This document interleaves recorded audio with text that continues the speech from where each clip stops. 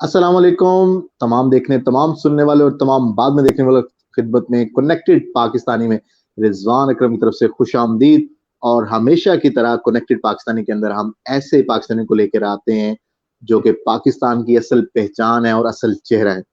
और हम ऐसे तमाम पाकिस्तानियों को पाकिस्तान के अंदर और पाकिस्तान से बाहर लोगों को रोशनास करवाना चाहते हैं, ताकि वो लोग पाकिस्तान की पहचान बने और पाकिस्तान के रहने वाले लोगों को भी पता चले कि पाकिस्तान के अंदर पाकिस्तानी कितने बेहतरीन काम कर रहे हैं। और आज हमारे साथ एक ऐसे ही गेस्ट मौजूद हैं, अल्ताफ अहमद आमिर साहब। अल्ताफ साहब जो है वो किसी तारुफ के मोहताज इस हवाले से नहीं है, क्योंकि इनकी किताबें अपना तारुफ आप हैं। ये खुद जो काम कर रहे हैं, जो कि दरस तदरीस का काम है, उसके अंदर बेशबहा खूबसूरत बेहतरीन काम कर रहे हैं। इसके अलावा जो इनकी तहरीरें हैं वो नौजवान नस्ल के लिए न सिर्फ मशले राह हैं, बल्कि देश देश की और जग जग की सैरें करवाती हैं। तो अल्ताफ साहब, वेलकम टू कनेक्टेड पाकिस्तान। जी, thank you so much Rizwan साहब। आपने अपने क्लासरूम में मुझे इनवाइट किया, बहुत शुक्रिया। वेलकम सर, बहुत बहुत शुक्रिया आपने वक्त दिया। सर, मैं सबसे पहले जानना चाहूंगा कि नगरी नगरी घूम मुसाफिर तो हो रहा है, लेकिन ये सफर जिसको हम कह सकते हैं कि प्रोफेशनल सफर है, इससे पहले तालीमी सफर कहाँ से शुरू हुआ? कहाँ से आगाज कहाँ से हुआ तालीम का? अच्छा रिजवान साहब, एक तो स्टार्ट में ज़ाहिर है मैट्रिक किया, मलिकवाल से ही, एफएससी भी इधर से ही किया, गवर्नमेंट कॉलेज सरगोदा से बीएससी किया, और पंजाब यूनिवर्सिटी से एमए हिस्ट्री करने के बाद गवर्नमेंट कॉलेज लाहौर से फिर एमफिल किया। तो तालीम का सिलसिला तो इस तरह से था। तो बड़ी अर्ली स्टेज में ही मैंने पढ़ाने की मैं फील्ड में आ गया, क्योंकि मैं जो था बाई चॉइस जो था वो टीचर था। तो होता ही जबरदस्त। है कि आप जब टीचर से अपने पढ़ रहे होते हैं, तो वो जो टीचर आपके होते हैं उससे अगर आप इंस्पायर हैं, या वो किसी भी फील्ड में वो जो सब्जेक्ट आपको पढ़ा रहे होते हैं या कोई भी, अगर आप उनसे बड़े इंस्पायर होते हैं तो फिर आप अपने रास्ते भी उसी तरह से ही चूज करते हैं। तो लकीली मुझे बहुत अच्छे टीचर्स मिले, लेकिन उनमें से एक दो जो थे वो बड़ी इंस्पायरिंग पर्सनैलिटीज थी। और तो मुझे ऐसे लगा कि शायद मुझे और किसी फील्ड में नहीं जाना, मुझे एक ही मेरे लिए जबरदस्त। फील्ड है और वो है टीचिंग। तो इस तरह से मैं पढ़ाने के फील्ड में आया, और अल्हम्दुलिल्लाह अब जो है वो 20 साल हो चुके हैं यहाँ पे पढ़ाते हुए। तो हजारों के करीब स्टूडेंट्स हैं, और अल्हम्दुलिल्लाह अच्छी पोजीशंस पे हैं। बड़ी खुशी होती है देख के उनको। जबरदस्त। अच्छा सर, ये तो प्रोफेशनल बात हो गई। अब हम एक और स्टेप आपका जो जिंदगी का है, वो है कि सैरो सेहत का शौक कैसे हुआ? आमतौर पे हम देखते हैं कि जो हमारे असातिज़ा इकराम है, उनकी जिंदगी एक खास डगर के अंदर चल रही होती है और वो उसी के अंदर 30 साल 35 साल की जिंदगी गुजार देते हैं। हम्म। आपने घूमना शुरू किया, दुनिया के मुख्तलिफ लोगों के साथ मिलना शुरू किया, और इस मिलने के साथ आप लोगों को भी बताना शुरू हो गए कि ये लोगों से मिलते हैं और वहां से क्या इल्म हासिल होता है। ये सफर कैसे शुरू हुआ? रिजवान साहब, बड़ा जबरदस्त क्वेश्चन आपने किया। असल में जिंदगी के सफर में सारे ही सफर कर रहे होते हैं, लेकिन एक सफर बड़ा इंपॉर्टेंट होता है, और वो अपनी जात का उर्दू सफर और होता है। इंग्लिश दोनों वाला। हाँ जी, वो अपनी जात का सफर होता है, अपने जानने का सफर होता है कि मैं जो हूँ लाइफ में, मैंने क्या करना है और मैं क्या कर रहा हूँ। जब ये इंसान को वो विलियम बार्गले ने कहा था ना कि इंसान जो है वो उसकी दो पैदाइशें होती हैं। एक पैदाइश तो उसकी ये है कि जिस दिन वो पैदा हुआ है डेफिनेटली, लेकिन उसकी जो दूसरी पैदाइश है वो है जब उसको पता चलता है कि मैं हाँ। पैदा हुआ क्यों हूं। और फिर अगर उसके ज़हन में ये सवाल पैदा होता है ना कि मैं, एक दिन ऐसा आना है कि मैंने इस दुनिया से जाना है, तो मैंने जब जाना है तो मैंने किस पहचान के साथ जाना है। जब इंसान को ये पता चल जाए कि मैंने जिंदगी में अगर जाना है, तो ये नाम पुकारा जाए कि ये बंदा ये था, तो मेरा ख्याल है बात बन जाती है। तो इस तरह से ये जिंदगी के सफर में जब बाकी चल रहे थे, तो टीचिंग प्रोफेशन में डेफिनेटली इतना टाइम नहीं होता कि आप घूम सकें, चल सकें, ये नहीं। तो मैं बच्चों को थोड़ा सा मोटिवेट करता रहता था पढ़ाने के साथ साथ, वैसे भी जनरली। लेकिन ये जो बाकायदा सियाहत की तरफ आना है, ये मैं ये समझता हूँ कि कासिम अली शाह साहब के साथ जब मेरी मुलाकात हुई जनवरी 2018 में, तो वहां से ये बाकायदा सिलसिला शुरू हुआ। वैसे तो रूटीन में जाहिर है आप फ्रेंड्स के साथ जाते हैं, घूमते हैं फिरते हैं, लेकिन वो एक एमलेस होता है शायद उस तरह से जाना। या अक्सर मैं कहता हूँ कि जनरली हम जब किसी भी ऐसो सैरो सियाहत वाली जगह के ऊपर जाते हैं, तो वहां पे हम सिर्फ तस्वीरों और वीडियोस बना के आ जाते हैं। लेकिन जब हम किसी मकसद के साथ वो सैर सियाहत करते हैं, तो इस चीज का पता मुझे शाह जी के साथ मुलाकात के साथ लगा, जब मैंने उनके साथ पहला टूर जो था वो उज्बेकिस्तान का किया, एक ग्रुप की शक्ल में हम गए। तो मुझे ये लगा कि सियाहत के बगैर इंसान की लर्निंग बिल्कुल ही अधूरी है। यानी एक जो टीचर है, खास तौर के टीचर, बाकी तो चले, बाकी किसी भी प्रोफेशन में हो तो वो तो अपने हिसाब से उसको करनी ही चाहिए, लेकिन एक टीचर को हर सूरत जो है वो सियाहत के लिए वक्त निकालना चाहिए, क्योंकि उसकी जितनी जबरदस्त किस्म की लर्निंग जो है वो सियाहत के जरिए हो सकती है, वो बुक्स के जरिए नहीं होती। मैं फरक सोहेल गोंदी साहब का फिक्रा जो अक्सर कोट करता हूँ, कि वो ये कहते हैं कि जहाँ पे किताब का इल्म जो है वो खत्म होता है, वहां पे मुशाहिदे का इल्म जो है वो स्टार्ट होता है। किताबें जो पढ़नी होती हैं ना एक टीचर ने, वो तो हमारे पाकिस्तान के अंदर जो एक कानून है, आपको पता है कि मास्टर्स कर लिया या एमएससी की या एमफिल की पीएचडी की, जब हमें गवर्नमेंट की जॉब मिल गई या हम प्रोफेशनली कहीं पे टीचर हो गए, तो मेरा ख्याल है किताबों का काम खत्म हो जाता है वहां पे।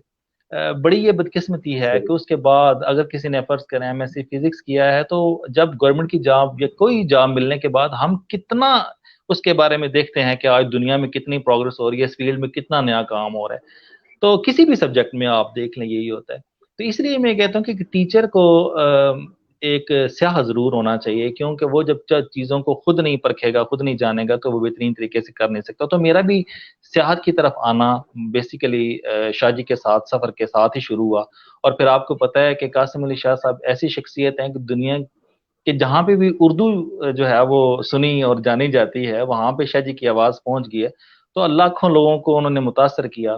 तो उनमें से एक मैं भी हूँ, मुझे भी उनके साथ रहने का मौका मिला, और अल्लाह का ये शुक्र हुआ कि मैंने जब उनके साथ सफर किया, तो पहले सफर से ही मैंने अपना एक एम बना लिया था कि मैं ये जो सफर कर रहा हूँ इसको किसी पॉजिटिवली मैं इसको काम करूंगा इसके ऊपर। तो फिर शाह जी के साथ एक और टूर मेरा हुआ तुर्की का। तो जब ये दोनों टूर्स हो गए, तो इन दोनों के ऊपर फिर मैंने एक सफरनामा लिखा, ताशकंद से इस्तांबुल। तो इस तरह से ये इब्तदा हुई। वैसे तो इससे पहले भी एक किताब लिख चुका था, लेकिन बाकायदा ये जो बुक का सिलसिला था फिर वो यहाँ से स्टार्ट हुआ। और फिर इसके बाद शाह जी के साथ एक और टूर करने का, मिस्र जाने का मौका मिला, तो मिस्र के ऊपर एक अलग से बुक मैंने लिखी, इराम मिस्र से कोहे तूर तक। तो इस तरह से ये लिखने के फील्ड में भी मैं आया। जबरदस्त। अच्छा, एक और जो आपकी, मैं कहता हूँ जहां से आपकी जिंदगी का एक और नया सफर शुरू हुआ, वो शाह जी से मुलाकात थी। मैं जी कहता हूँ कि मुर्शद से मुलाकात थी। ये जो शाह जी तक पहुंचने की आपकी सफर है, इसका कहाँ से आगाज हुआ, ये कैसे ख्याल आया, कैसे पहुंचे, कैसे मुलाकात हुई, और फिर ये सफर जो कि अब दोस्ती की जानिब माइल है, ये कहाँ तक जी पहुंचा? जी। अच्छा रिजवान साहब, ये बड़ी इंटरेस्टिंग बात है कि जिंदगी में कुछ ना ऐसे डॉट्स बनते हैं, हमें उनका पता नहीं होता कि ये डॉट्स जो जुड़ेंगे तो हमें कहाँ पे लेके जाएंगे। मैंने अपनी वैसे तो ये बुक में भी ये लिखा, इराम मिस्र से कोई तू तक मी सारी स्टोरी लिखी है कि किस तरह से मेरी शाह जी से मुलाकात हुई। मुख्तसरन मैं बताऊंगा कि 2017 में अल्लाह ने करम किया और मैं अपने वालदैन को लेके उम्रा के लिए गया। तो वहां पे तवाफ के दौरान मेरा एक स्टूडेंट था, हाफिज नासिर, वो मुझे वहां पे मिला, और बड़ी ये कह लें कि थोड़ी देर उसके साथ बात हुई थी। और फिर हजूम इतना था, रमजान शरीफ था, तो वो एक दूसरे के साथ ज्यादा देर न रह सके। लेकिन ये कुछ 7-8 साल मैटर के बाद उसके मेरी मुलाकात थी। अच्छा, फिर हम्म। हुआ ये कि ये जनवरी 2018 की बात है कि कासिम अली शाह साहब ने एक प्रोग्राम स्टार्ट किया था बदल दो के तहत। तो वो हर जी। डिस्ट्रिक्ट में जाके तो वो लेक्चर्स दे रहे थे मुख्तलिफ डिपार्टमेंट्स में, मुख्तलिफ जगहों के ऊपर। तो पहला जो उनका डिस्ट्रिक्ट था वो जेलम था, और दूसरा जो था वो जिला मंडी बहाउद्दीन था। लकीली मेरा जिला था। तो यहाँ पे वो गवर्नमेंट कॉलेज में आए, और वहाँ मैं भी इनवाइटेड था, और जाहिर है हजारों का मजमा था, बज़ाहिर तो मुलाकात शाह जी से करना बड़ा ही मुश्किल था। लेकिन वहाँ पे वही मेरा स्टूडेंट जिससे जिससे मेरी मुलाकात 6-7 माह पहले उम्रा के दौरान हुई थी, वो मुझे वहाँ पे मिला। तो उसने मुझे बताया कि सर मैं तो यहाँ पे टीचर हूँ और इस्लामियात में पढ़ाता हूँ। तो मैंने कहा ये तो बड़ी बात होगी, मैंने वाह। तो वैसे तो मिलना बड़ा मुश्किल था शादी से, तो वो डांट बन गया ना। तो उसने मैंने वेरी उनसे गुड। यही कहा कि शादी से मुलाकात करना चाह रहा हूँ। उन्होंने कहा ये तो कोई बात नहीं। फिर वहां से उनके साथ में गया, और जाहिर है मैं लकी समझता हूँ कि बहुत सारे लोग थे, लेकिन वहाँ शाहजी के साथ मेरी पहली मुलाकात हुई। तो वो आधा घंटा शाहजी के साथ बैठे, तो शाहजी उन दिनों में चंद दिन पहले ही उज्बेकिस्तान का सफर करके आए हुए थे अपने चंद दोस्तों के साथ। तो उन्होंने मुझे बताया कि ये ऐसा एक कमाल का एक मुल्क है जहाँ पे हमारी जो इस्लामिक हिस्ट्री है वो बहुत ज्यादा है। और मैं ये चाहता हूँ कि जिस तरह से मैंने ये विजिट किया और भी पाकिस्तानी देखें, तो मैं एक ग्रुप ले जाना चाह रहा हूँ। वो एक लम्हा था जब मैंने ये सोचा कि शाह जी के साथ ये आधे घंटे की मुलाकात से जितना मैं मुस्तफीद हूँ, ये तो मेरी खुशकिस्मती थी ही जो मुलाकात हुई, लेकिन मैं इनके साथ ज्यादा रह के सीखना चाहता हूँ। तो वही एक पॉइंट था जहाँ से मैंने शाह जी के साथ जाने का प्रोग्राम बना, और फिर वो 2 महीने के बाद शायद हम फिर पहला विजिट हमने किया। और फिर वो ऐसे ही जाहिर है जब आप 6 7 8 दिनों के लिए साथ रहते हैं तो आप लम्हा बलम्हा सीखते हैं। आप नाश्ते की टेबल के ऊपर बैठे होते हैं तो तब भी आपकी लर्निंग हो रही होती है बातों बातों में। कहीं पे आप लंच कर रहे होते हैं, घूम फिर रहे होते हैं, कहीं पे भी आप बैठते हैं तो वो हर लम्हा शाह जी से मुझे सीखने का मौका मुझे। इसके अलावा और बहुत सारे लोग ऐसे थे हमारे साथ, क्योंकि हम 121 के करीब हमारे ग्रुप था और सारे अपने अपने फील्ड में बड़े माहिर थे। तो सब लोगों से जैसे बहुत कुछ सीखने का मौका मिला। तो जनरली हुआ ये कि मैंने सोचा ये कि मैं इसके ऊपर थोड़ा सा लिखने का भी काम करूंगा। मेरे इल्म में, ये शाह जी के इल्म में भी नहीं था कि मैं इसके ऊपर कुछ लिख रहा हूँ। तो शायद आवाज का कोई इशू आ रहा है। जी जी, मुझे आवाज आवाज क्लियर है अच्छा, आपकी। आवाज आ रही है, ओके फाइन। तो उज्बेकिस्तान के सफर के ऊपर मैं आके उसके ऊपर कुछ मैंने राइट किया। फिर हमने शाह जी ने कोई 4 5 माह के बाद टर्की का जो था वो प्लान कर लिया टूर, वहां पे भी हम गए। तो जब बुक सारी मैंने लिख दी और प्रिंट कर दी तो मैंने शाह जी को बताया कि जी मैंने एक सफरनामा जो है वो लिख दिया है। तो वो बड़े हैरान हुए कि वो कहते हैं कि आपने तो बड़ा कमाल करके रख दिया है, क्योंकि ये एक ऐसी चीज है आपने सारे इस टूर को डॉक्यूमेंट्स की फॉर्म में लेके आ गए हैं, तो ये बहुत बड़ी बात है। उन्होंने बहुत ज्यादा उसके ऊपर अप्रिशिएट किया।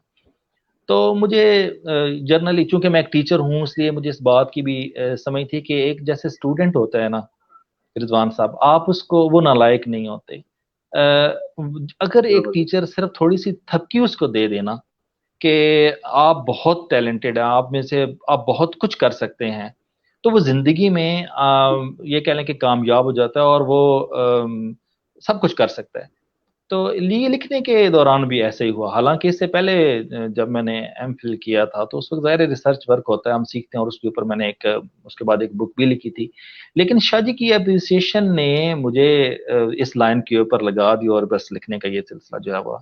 तो शाह जी से फिर मुलाकातों का सिलसिला रहा। फिर चूंकि आपको पता है कि वो इस कौम के नौजवान नस्ल के लिए जिस तरह से वो बेहतरी का काम कर रहे हैं, तो वो तो किसी से ढका छुपा नहीं है। तो इसलिए मैं भी उनके साथ ही अटैच हुआ इस तरह से, और फिर आज तक ये अल्हम्दुलिल्लाह सिलसिला जारी है। आप सब वैसे तो बहसीयत उस्ताद आपसे ये पूछना जो है एक सवाल नहीं बनता कि आपका मुस्तकबिल के क्या इरादे हैं। लेकिन मैं ये समझता हूँ कि जो लोग शाह साहब के साथ हैं उनके गोल्स बड़े क्लियर हैं, डिफाइंड हैं, और उनके जो लॉन्ग टर्म गोल्स हैं बड़े क्लियर कट हैं और वो बड़े मकासद में वाजे हैं।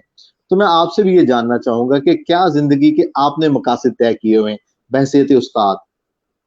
रिजवान साहब, पहले तो मैंने आपको बताया कि इंसान जो है ना वो अपना बड़ी जल्दी एक माइंड बना लेता है, और एक टीचर जो है उसको तो पहले ही बड़े आराम से ये सोच लेना चाहिए कि जिस फील्ड के अंदर है वो अगर बाई चॉइस टीचर है तो उसने लाइफ में करना क्या है।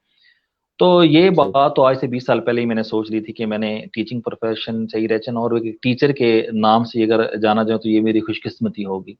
लेकिन वाह। देखना ये होता है कि टीचर जो है उसने टीचर ने अपना लेवल क्या रखना है और किस तरह का टीचर होना है। पहले जनरली मैंने बात की कि हमारी ज्यादा से ज्यादा छलांग यही होती है कि अगर हमें गवर्नमेंट की जॉब मिल जाती है, हमें किसी भी 17 में 16 में या 18 में कहीं पे भी चले जाते हैं, तो हम ये समझते हैं कि बस हमने सब कुछ अचीव कर लिया, वहां पे हमारी जिंदगी का स्टॉप लग जाता है। जबकि ऐसा होता सही। नहीं है। इंसान हर लम्हे हर दिन जो है वो सीख रहा होता है और वो आगे की तरफ आगे। तो एक टीचर को जिस तरह से होना, मेरे ज़हन के अंदर यही है कि ये किस तरह से टीचर हो कि जो मैं अपने इलाके के अंदर रह के, क्योंकि मैं मलिकवाल जो मंडी बहाउद्दीन की एक तहसील है, यहाँ पे 20 साल से एजुकेशन के फील्ड से वाबस्ता हूँ। और अल्हम्दुलिल्लाह इस बात का मुझे फख्र है कि यहाँ पे मैं काम कर रहा हूँ। क्योंकि देखें, जो भी पढ़ा लिखा बंदा होता है उसकी, आप बड़े शहरों में चले जाएं तो वहाँ पे ज्यादा उसके लिए मौके होते हैं आगे बढ़ने के। उसके लिए क्योंकि सही। उसका कहीं पे भी रहेगा तो उसके मौके ज्यादा होंगे और वो ज्यादा अपॉर्चुनिटीज आएंगी। लेकिन मैंने यहीं पे रहना जो है वो शुरू से इसका माना, बड़ी ऐसी ऑफर्स भी थी, अपॉर्चुनिटीज भी थी, लेकिन मैंने यहीं पे रहा और इधर ही मैंने काम किया। तो मेरा मकसद यही है, जैसे आज से अगर 20 साल पहले हमने जब स्टार्ट किया था तो मेरे साथ एक मेरे इंतहाई मोहतरम दोस्त थे सर शफीक साहब, और उन्होंने और मैंने यहाँ पे साइंस पढ़ाना का स्टार्ट किया था। तो यहाँ पे बड़े कम स्टूडेंट्स होते थे साइंस के। तो वो हमारा मकसद ये था कि सही। मैक्सिमम स्टूडेंट, जब हमें प्रॉब्लम्स आ रहे थे जो वो इन बच्चों को, आने वाले बच्चों को ना हो, तो मैक्सिमम बच्चे पढ़े हैं, तो वो बच्चे और बच्चियां पढ़े। और उनमें से बेशुमार जो बच्चे थे उनमें एमएससी की, एमफिल, पीएचडी की, या फिर मेडिकल फील्ड में चले गए, इंजीनियरिंग की फील्ड में चले गए, मुख्तलिफ फील्ड्स में हैं। तो आज हम जब उनको किसी अच्छी पोस्ट के ऊपर देखते हैं, या फिर इस इलाके के अंदर जो साइंस का ये कह लें कि बहुत ज़्यादा, जो वही जो स्टूडेंट्स होती थी या बच्चे थे या बच्चियां थी यहाँ पे मुख्तलिफ कॉलेजेस के अंदर या स्कूल्स के अंदर, यूनिवर्सिटीज के अंदर वो पढ़ा रही होती है, तो बड़ी खुशी महसूस होती है कि वो जो एक एम था हमारा, उसमें हम काफ़ी हद तक जो है वो कामयाब हो गए। सेम इसी तरीके माशाल्लाह। से मेरा आज भी यही मकसद है कि आजकल के जो बच्चे हैं, जाहिर है आपको पता है कि वक्त के साथ चेंजिंग्स आती हैं। आज से 20 साल पहले तो हालात कुछ और होंगे और किस्म के फील्ड्स की जो बिल्कुल सही। डिमांड थी उस तरह से पढ़ाना। लेकिन वक्त बड़ी तेजी के साथ बदल रहा है। तो आज जितनी तेजी से बदल रही हैं चीजें, और जो जो नई नई चीजें आ रही हैं, तो मेरा अपना जो मकसद है वो यही है कि आने वाले बच्चे जो भी होंगे, उनको जो जदीद तकाजे होंगे उनके मुताबिक उनको लेके चला जाए और उनको एजुकेट किया जाए। तो मेरी जिंदगी का मकसद तो यही है कि एक अच्छा टीचर बन के रहना और बच्चों को अच्छे तरीके से गाइड करना अपने हद तक। सर, एक आपने एक बात कही, बड़ी खूबसूरत बात कही कि जब हम अगर गवर्नमेंट टीचर हायर हो जाते हैं तो फिर हमारी ग्रोथ रुक जाती है। जबकि आलम तालीम से वाबस्ता है तो हमारा इल्म में इजाफा होना चाहिए, खुद की ग्रोथ पे फोकस करना चाहिए। अ, आपकी माशाल्लाह पिछले 20 साल का करियर, ज़ाहिर है आपने ग्रोथ की और आप बढ़ते रहे। लेकिन जैसे आपने कहा कि जो गवर्नमेंट सेक्टर के अंदर लोग आ जाते हैं, तो वो समझते हैं कि बस स्केल मिल गया, 17वां मिल गया, अब 18वां हो जाएगा, फिर 19वां हो जाएगा और शायद 20वें तक जो कि वो रिटायर भी हो जाते हैं। अब आप क्या उनके लिए पैगाम देना चाहेंगे या उनके लिए क्या मैसेज देना चाहेंगे इस हवाले से कि वो अपनी ग्रोथ के लिए क्या करें? ज़ाहिर है वो जॉब के अंदर हैं, उस तरह तो ग्रोथ उस तरह नहीं हो सकती जिस तरह आप समझते हैं कि प्राइवेट सेक्टर में आप अगर स्कूल टीचर हैं तो आप अपनी ऑर्गेनाइजेशन खड़ी कर लें, फिर चेन एक बना लें और फिर वो मल्टीप्लाई करते जाएँ इन सॉर्ट ऑफ एंटरप्रेन्योरशिप। जबकि गवर्नमेंट जो है वो तो ज़ाहिर है उसको पे करेगी और वो उसी पे चलता रहेगा। What do you have message for that? अच्छा, इसमें देखना इंडिविजुअली भी हो सकता है और गवर्नमेंट लेवल के ऊपर भी हो सकते हैं। इंडिविजुअली देखें, कोई भी इनफरादी तौर पे कोई इंसान अगर आगे बढ़ना चाहता है और मजीद नए से नई चीज़ सीखना चाहता है तो दुनिया का कोई बंदा उसको रोक नहीं सकता। ये हमेशा हमारे सही। बहाने होते हैं। आपको पता है कि ये अगर किसी का कोई बहुत अच्छे नंबर आ जाएं और एक बच्चे के अच्छे नंबर ना आए तो वो बहाने होते हैं जी, ये तो बड़ा ऐसे थे, ये इसके बड़े सही। सारे बहन भाई लायक थे, तब ये भी लायक था, इसके वाले साहब पढ़े लिखे थे, ये था वो था। जबकि एग्ज़ैक्टली। आपने ऐसे भी बच्चे देखे होंगे जो बड़े देहातों से होते हैं, उनका बहुत ज्यादा ये कह लें कि उनके पास फैसिलिटीज नहीं होती हैं, फिर भी बहुत टॉप कर जाते हैं। इसी तरीके से बिल्कुल सही। आप किसी भी फील्ड में अगर फर्ज करें गवर्नमेंट जॉब में आ भी गए, तो क्या वहां पे इंसान जो है वो बुक्स पढ़ना छोड़ दे? क्या वहां से उसको जो काम कर रहा है उससे आगे जाने का वो रुक जाए? मेरा ख्याल है ये बहाने होते हैं। कहीं पे भी रह के वो आगे बढ़ने के लिए सब कुछ कर सकता है। मिसाल के तौर पे अगर हम प्राइवेट सेक्टर की बात करें तो प्राइवेट में पढ़ाने वाले टीचर्स के पास तो सैलरी बड़ी कम होती है। गवर्नमेंट के पास फाइनेंशियली भी बड़े स्ट्रांग होते हैं, ठीक है, मतलब कुछ बेहतर होती हैं कंडीशंस। तो अगर प्राइवेट में रहने वाला बंदा जो है वो आगे से जाने के लिए स्ट्रगल करता है, कुछ मेहनत करता है, तो वो करने चाहिए। होता यह है कि हम थोड़ा सा सहल पसंद हो जाते हैं, हम आसानी में आ जाते हैं, और हम उस वो जो आसानी वाला दायरा होता है उससे बाहर नहीं निकलना चाहते होते। और जो भी अपने कंफर्ट जोन से बाहर निकल जिंदगी में वो आगे बढ़ नहीं सकता, वो लर्न नहीं कर सकता। तो सबसे बड़ा प्रॉब्लम जो है वो ये वाला होता है। मेरा ख्याल के स्टाफ इसलिए लगता है कि वो आगे बढ़ना चाहते नहीं होते, वरना कोई रुक नहीं सकता। आपने आजकल की ऐसी दुनिया है कि जब आप हर रोज स्ट्रगल करेंगे, हर रोज एक नई चीज सीखेंगे, तब मुझे ये भी बात ज़हन में आती है कि आज से 20 साल पहले देखें ना, या 30 साल पहले एक टीचर जब उस बच्चों के लिए जो सोर्स ऑफ इंफॉर्मेशन होता था वो सिर्फ एक टीचर होता था। किसी देहात में किसी स्कूल में टीचर पढ़ा रहा है तो वही सोर्स सही। ऑफ इंफॉर्मेशन है। अच्छा, जो वो टीचर ने बात की होती थी वो बच्चे घर पे आके अपने पेरेंट्स को बताते, आज हमारे टीचर ने हमें ये बताया, आज हमारे सही। प्रोफेसर साहब ने हमें ये बताया। तो हम टीच घर में टीचर्स की ही बातें हुआ करती थी हमेशा। अच्छा, बिल्कुल। फिर ये हुआ कि आहिस्ता आहिस्ता जो है वो थोड़ा सा घरों में मीडिया जो है वो आना शुरू हो गया, इलेक्ट्रॉनिक मीडिया, और उस पे लोग जो है फिर ये कि सोशल मीडिया आ गया, फिर ये थे कि सोर्स ऑफ इंफॉर्मेशन जो था फिर एक टीचर नहीं रहा, फिर सही। और मीडियाज भी आपको आ गए। तो जो इन्फॉर्मेशन आपको अपने टीचर से मिलती थी, अगर आपको किसी और जगह से बेहतर अंदाज से मिली, तो इसका मतलब है कि वहां पे वो टीचर जो था वो रुक गया वहां पे, वो उस जमाने के साथ जो इतनी तेजी के साथ आगे चल रहा था वो अपने आप को ग्रो से नहीं किया। तो यहाँ पे उस टीचर को जरूर ये सोचना चाहिए कि अगर आज आज के स्टूडेंट्स को मैंने पढ़ाना है, जो रात को जो है वो डॉक्टर शाहिद मसूद और बड़े बड़े स्कॉलर जो कोई भी फर्ज करें उनकी बातें सुनेगा, तो सब वो आके तो अपने टीचर्स में वो वही पर्सनैलिटीज ढूंढेगा ना। अगर कासिम अली शाह साहब की गुफ्तगू रात को सुन रहा है, या किसी और बड़े अच्छे मोटिवेशनल स्पीकर की गुफ्तगू रात को सुन रहा है, तो वो बच्चा सुबह स्कूल में आके या कॉलेज में आके अपने टीचर में भी तो वही कासिम अली शाह ढूंढेगा ना। तो इसलिए वाह। ये चीज जो है वो अपने आप को तो टीचर को खुद देखनी है कि मुझे अपने आप को ग्रो करना है, मुझे अपने आप को आगे लेके जाना है, तो किस तरह से। फिर रिजवान साहब दूसरी चीज प्रेफरेंस की होती है। ठीक है, हम्म। हम लोग जो होते हैं ना बड़े अजीब हमारे मेंटेलिटी होती है। हम घूमने फिरने के लिए कहीं पे पिज्जा खाने के लिए चले गए, वहां पे 4,000 लगा दें। जूती हमने लेनी है एग्जैक्टली। 8-8 12-12 हजार की ले लेंगे। ठीक है, कपड़े लेने हैं वो हम इतने ज्यादा महंगे ले लेंगे। लेकिन अगर कहीं पे लर्निंग के लिए हमें कोई ये कहे ना कि आज जाना है जो फलां के साथ और वहां पे एक सेमिनार अटेंड करने है, इसके ऊपर 5,000 लगने हैं, तो हमने कहा 5,000 ये लूट रहे हैं ये लोग। ये लूट रहे हैं ऐसा ही। लोग। अच्छा, हालांकि हालांकि आपको पता है कि अगर कहीं पे वो इस तरह के होते हैं तो वो बड़े सर्टिफिकेट्स मिलते हैं, खाना मिलता है, बुक्स मिल जाती हैं और सारी चीजें।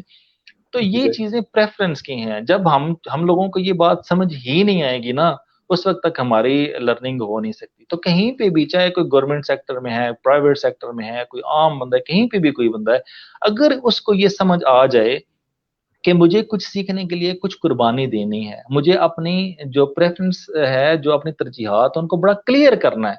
अगर मैं क्लियर हो जाऊंगा ना कि मैंने करना क्या है, मैंने किस फील्ड में जाना और क्या सीखना है, तो उसके लिए कोई प्रॉब्लम नहीं है, उसके लिए स्टॉप नहीं लगेगा, वो कर सकेगा। जबरदस्त।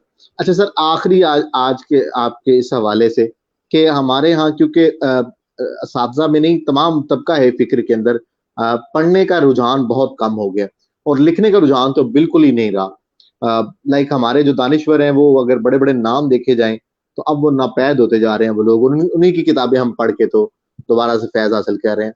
आप क्या समझते हैं सर, किताब लिखने के लिए क्या जरूरी है? क्या सफर ही जरूरी है या किताब लिखने के लिए कुछ और भी आप समझते हैं कि हो सकता है? अच्छा, ये इसका जवाब देने से पहले मैं आपको थोड़ा सा और हवाला देता हूँ, फिर आपको इसका भी अंदाजा हो जाएगा कि इस फील्ड में क्यों लोग काम हो रहे हैं। सही। रिजवान साहब, आपने कभी जिंदगी में अगर कहीं पे पढ़ाया है तो आप 10th के बच्चों से आप पूछें कि बेटा आप लाइफ में क्या बनना चाहते हो। क्योंकि मैंने तो पढ़ाया और अक्सर बच्चों से ये सवाल पूछता था, और फिर एफएससी वाले या ग्रेजुएशन वाले इन बच्चों से पूछते हैं सवाल। तो वो मैट्रिक के स्टूडेंट से पूछें तो उसमें कम से कम 85% to 90% डॉक्टर्स होते हैं। ठीक है, बाकी जो होते हैं बाकी 10% उनमें जो होते हैं वो इंजीनियर्स अनफॉर्चुनेट। होते हैं, कंप्यूटर फील्ड वाले होते हैं। अगर आप उनसे पूछें कि आप में से वो टीचर जो है वो कितने होंगे, तो आपको शाज़ नजर कोई एक हाथ खड़ा नजर आएगा।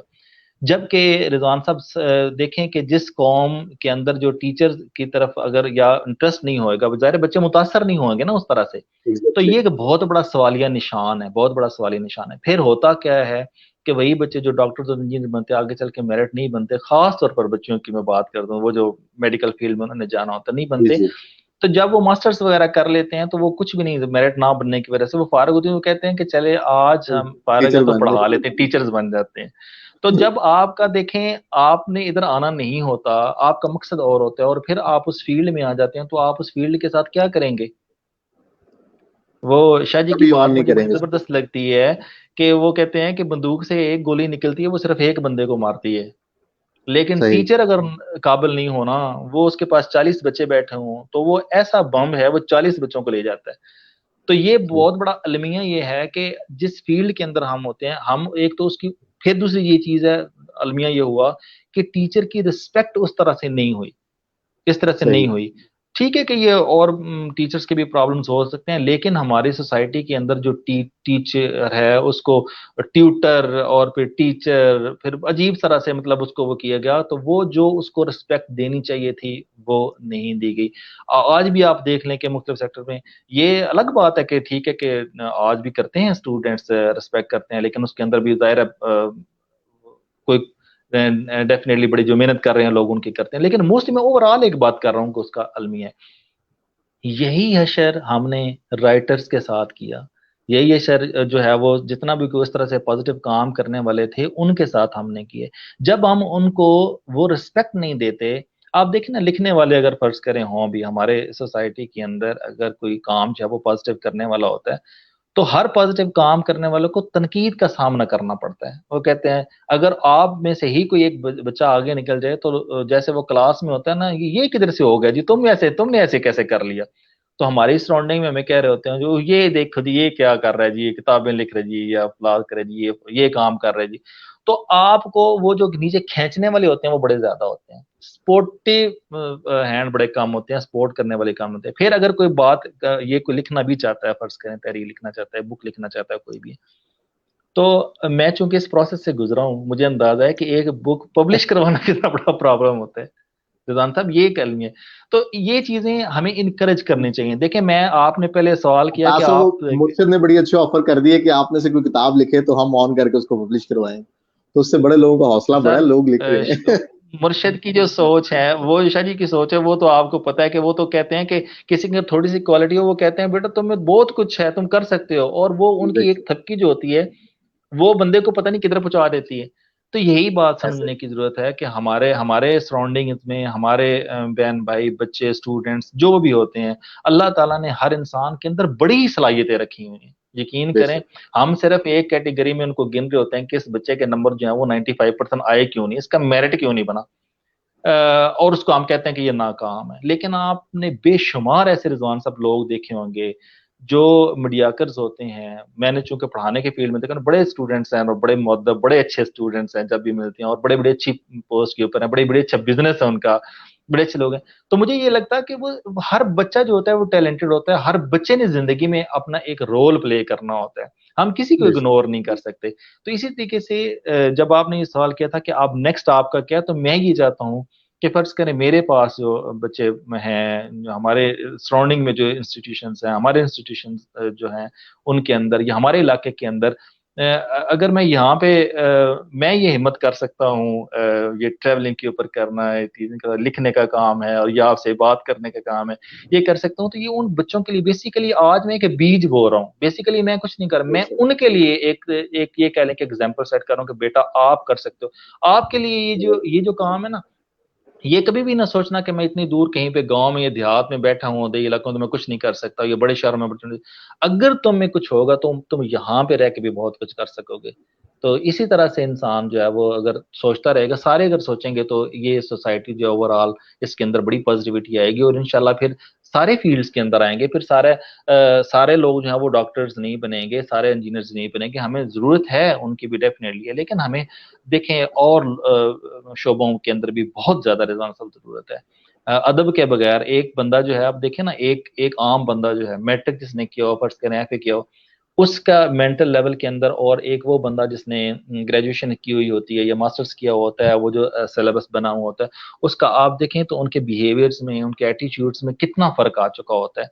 तो बेसिकली क्या होता है, वही बुक्स जो, बल्कि मैं काफी अर्सा मैं पढ़ाता रहा हूँ, चूंकि मैथ और साइंस, तो मैं ये कहता हूँ sine theta cos theta tan theta ने जिंदगी में कोई नहीं आगे आगे आपको लेके जाना होता। ठीक है कि वो एक स्पेसिफिक इल्म है, लेकिन जब तक आप अदब नहीं पढ़ेंगे, आप अदबी लोग, जैसे हमारे मुर्शद जो लोग थे, शवाक अहमद साहब थे, बानो कुदसिया, कुदरतुल्लाह शाह साहब थे, ठीक है, मुमताज मुफ्ती साहब थे, ये लोग, इन लोगों को जब तक कोई पढ़ेगा नहीं, ठीक है, और ये बड़े बड़े स्कॉलर्स गुजरे, इन लोगों को जब को तक कोई पढ़ेगा नहीं तो उनको ये जो इंसानी बिहेवियर्स का इल्म है ये किस तरह से समझ आएगा। और जब तक इंसानी बिहेवियर्स को हम नहीं समझेंगे, हम अपनी बात करने से पहले दूसरे की बात को सुनेंगे नहीं, तब तक हम जिंदगी में ना तो खुद सुकून में रह सकते हैं, ना दूसरों को के लिए सुकून का बायस हो सकते जबरदस्त सर, वो आपकी बातें जो सुन के ना तो वो मुझे वो बात याद आई है शाह जी की, कि इंसान जो है अपने इर्द गिर्द 5 लोगों का एवरेज होता है। तो अगर आप चाहते हैं कि आप अच्छे बनना चाहते हैं तो अपने इर्द गिर्द जो 5 लोग हैं उन्हें इंतखाब सोच समझ के करें। तो हैं। बिल्कुल सही। आपकी बातें जो है ना वो बिल्कुल ऐसे मुझे लगा है कि शाह साहब की जो है ना वो बातें आपके थ्रू तर्जुमा होके मुझ तक आ रही हैं मेरी सहूलत और मेरी आसानी के लिए। आपसे बात करके बहुत अच्छा लगा, आपने वक्त दिया सर, बहुत-बहुत शुक्रिया। मैं बहुत मशकूर हूँ कि आपसे 1-2 दफ़ा टेक्निकल वजूहात की बिना पे बात नहीं हो सकी, लेकिन अब बात हुई है और बड़ी खूबसूरत बातें की आपने। बहुत-बहुत शुक्रिया आपका। जज़ाकल्लाह। आपका रिज़वान साहब बहुत शुक्रिया इनवाइट करने के लिए। अल्लाह आपको खुश रखे सर और तरक्कियाँ दे, और हम भी इंशाल्लाह किसी सफ़र में ज़रूर आपसे सीखेंगे। जज़ाक। Thank you. Thank you sir. अल्लाह हाफ़िज़। अल्लाह